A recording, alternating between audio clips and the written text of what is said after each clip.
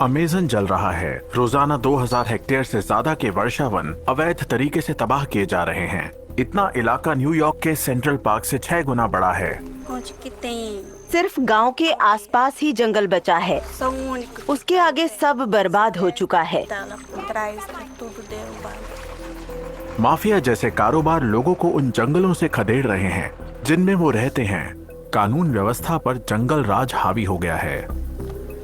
इन लोगों की पहुंच ऊपर तक है। वो हमें धमका सकते हैं, हमें नुकसान पहुंचा सकते हैं, इसलिए हमें ज्यादा चौकस रहना होगा। जंगल खत्म करने की सबसे बड़ी वजह मवेशियों के लिए अवैध चारागाह बनाना है। इससे मांस और चमड़ा उत्पादन में मदद मिलती है।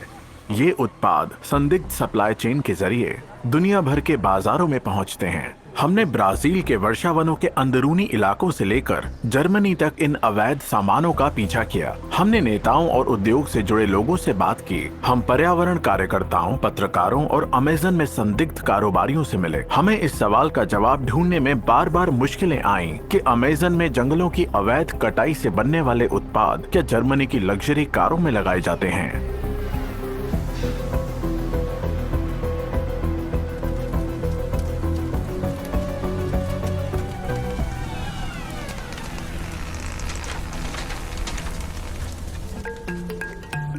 जर्मनी के म्यूनिख शहर में हर साल सितंबर में इंटरनेशनल मोटर शो जर्मनी आयोजित किया जाता है। ये दुनिया में कार से जुड़े सबसे बड़े मेलों में से एक है। अंतर्राष्ट्रीय स्तर पर पर्यावरणीय अपराधों में उद्योगों की हिस्सेदारी की हमारी खोज यहीं से शुरू होती है। इन दिनों इलेक्ट्रिक गाड़ियों, जलवायु सुरक्षा और संसाधनों के सदुपयोग को लेकर बड़ी बड़ी बातें की जा रही हैं। सस्टेनेबिलिटी शब्द तो खूब चर्चा में है, लेकिन यहाँ आने वाले ज्यादातर लोगों की इसमें कोई खास दिलचस्पी है नहीं। क्या आप सस्टेनेबिलिटी के बारे में सोचते हैं? बिल्कुल नहीं। ये मायने नहीं रखता। संसाधन कहीं न कहीं से तो आएंगे ही। वैसे भी सस्टेनेबिलिटी आखिर है क्या? जर्मन कार उद्योग के शीर्ष अधिकारियों का यही नजरिया है। पर्यावरण संरक्षण में पैसे खर्च होते हैं, वहीं चीन की सस्ती कारों से होड़ भी बढ़ती जा रही है। एक अंतर्राष्ट्रीय स्टडी के गंभीर नतीजे बताते हैं कि हर 3 में सिर्फ एक इंसान ही पर्यावरण की चिंता करता है। इस विषय पर विचार हो रहा है। क्या इस पर ज्यादा ध्यान देना चाहिए? हाँ, लेकिन इसके लिए पूंजी चाहिए और मुझे तय करना होगा कि मैं पहले किस में निवेश करूं। हमें लगता है कि जर्मन कार निर्माता इस बात पर ज्यादा ध्यान नहीं देते कि सामान कहां से आता है, खासकर लग्जरी कारों के भीतर लगने वाला चमड़ा। जवाब पाने की हमारी खोज हमें अमेरिका के पूर्वी तट पर लाई।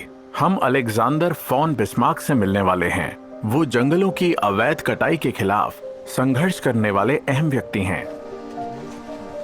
हम उनकी पसंदीदा जगह मिले, वॉशिंगटन डीसी के रॉक क्रीक पार्क में। जर्मन अमेरिकी पर्यावरण कार्यकर्ता अलेक्जेंडर का अतीत दिलचस्प रहा है। वो अमेरिकी मरीन कॉर्प्स में एलीट सोल्जर रह चुके हैं। फिर वो एशिया और अफ्रीका में वनों की अवैध कटाई की जांच करने वाले अंडरकवर इन्वेस्टिगेटर बन गए। वो कहते हैं कि असल गुनहगार वो लोग नहीं हैं जो अमेज़न के जंगलों में दिखते हैं। सवाल ये है कि पैसा कहाँ से आता है, कौन दबाव डालता है। मुझे जल्द ही पता चल गया कि ये अक्सर हम लोगों से, हमारे देशों से आता है।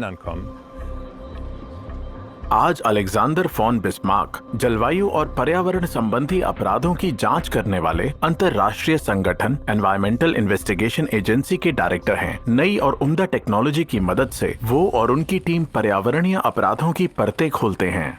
वो बताते हैं कि लकड़ी, सोने और हीरे के साथ साथ मवेशियों के अवैध चारागाहों से भी खूब पैसा कमाया जा रहा है। दूसरे शब्दों में कहें तो दूध, मांस और चमड़े जैसे उत्पादों को अंतर्राष्ट्रीय बाजारों में बेचकर। ये समझना जरूरी है कि इन आपराधिक गतिविधियों से जंगल खत्म हो रहे हैं। दुर्भाग्य से हम में से ज्यादातर लोग ना चाहते हुए भी अप्रत्यक्ष रूप से इस अपराध की फंडिंग करते हैं।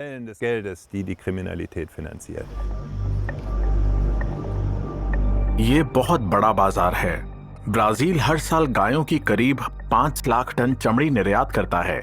इसका लगभग आधा हिस्सा अंतर्राष्ट्रीय ऑटोमोटिव इंडस्ट्री को जाता है। अनुमान है कि कार उद्योग में चमड़े की खपत पूरी करने के लिए सालाना 5 से 6 करोड़ पशुओं की जरूरत है। यानी लगभग 300 वर्ग किलोमीटर गाय की खाल। ये आकार तो फ्रैंकफर्ट से भी बड़ा है। फॉन बिस्मार्क और उनकी टीम कहती है कि इससे होने वाले भारी मुनाफे की वजह से अमेज़न आपराधिक गतिविधियों का अड्डा बन गया है। अगर कोई इसका खुलासा करना भी चाहे तो वो खुद को खतरे में डालेगा। अगर आपको पैसों का पता लगाना है तो आपको काफी शोध करना होगा, वो भी अंडरकवर रहकर और बहुत सारे डेटा के साथ।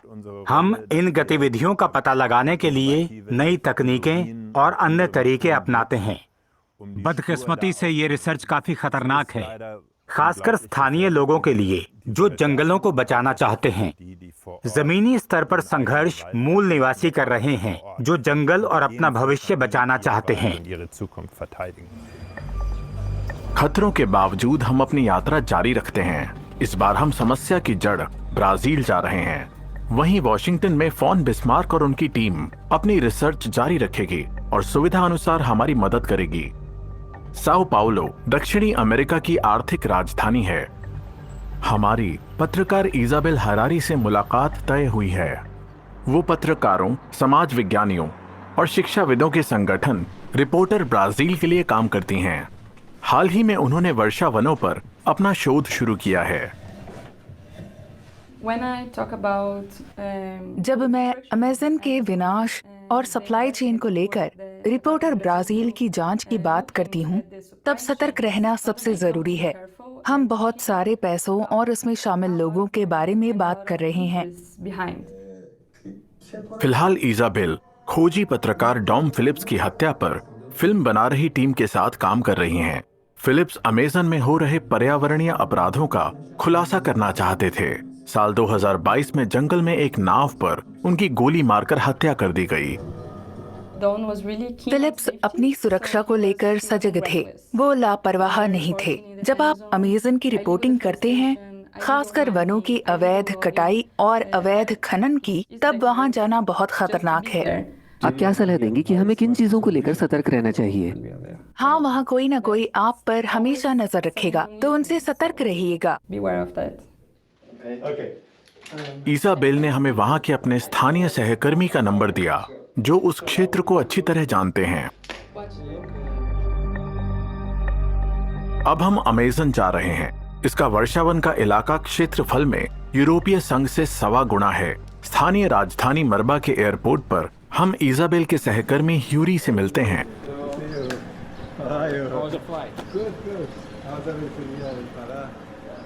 यहाँ से हम वर्षावन के काफी भीतर एक क्षेत्र अपितेरवा जाएंगे। ह्यूरी का अनुमान है कि हमें वहां पहुंचने में करीब 2 दिन लग जाएंगे। हम ऑफ रोड वाहन से, नाव से और पैदल चलकर वहां पहुंचेंगे। अपितेरवा में हालिया वर्षों में वनों की अवैध कटाई तेजी से बढ़ी है। हम जानना चाहते हैं कि इसके पीछे कौन है। हमने अमेज़न के बारे में ऐसी कल्पना नहीं की थी। हर जगह मवेशियों के चारागाह हैं, कहीं कहीं ही पुराने जंगल दिख रहे हैं। पूरी यात्रा के दौरान संभवतः हम उतने वर्षावन नहीं देख पाएंगे जितनी हमने बचपन में कल्पना की थी। परिवेश काफी बदल